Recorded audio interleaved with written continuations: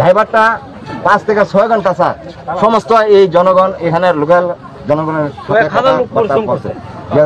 আমাকে এমনি এমনি এমনি এমনি করো তাহলে আমি বেঁচে যাবো, আমি উদ্ধার হবো স্যার।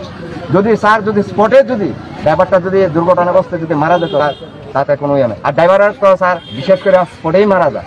যে জায়গাতে স্যার 5 থেকে 6 ঘন্টা ড্রাইভারটা জীবিত অবস্থা থেকে প্রশাসনের কোনো ভূমিকা আমরা এখানে দেখতে পাচ্ছি না স্যার। যদি প্রশাসনের কাছে তারা বলছে যে আমাদের কাছে কোনো যন্ত্র নেই, যন্ত্র নেই হলে স্যার একটা মানুষ কি এভাবে থাকতে পারে? আমাদের তো এটা যে এমন যে নিস্তব্ধ জায়গা না স্যার, আমাদের জায়গাটা শহরাঞ্চলে এই ঘটনাটা।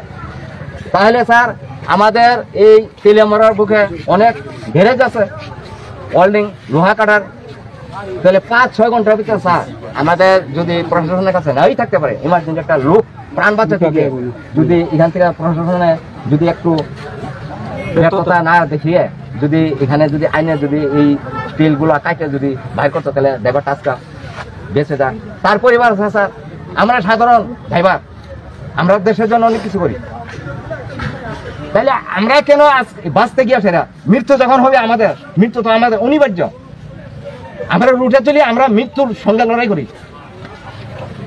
তাহলে 5 থেকে 6 ঘন্টা স্যার আমাদের একটা ড্রাইভার এত কষ্ট পায় প্রাণ দিতে গেছে, আমাদের প্রশাসনের আমরা ভূমিকা কোথায় পেলাম স্যার?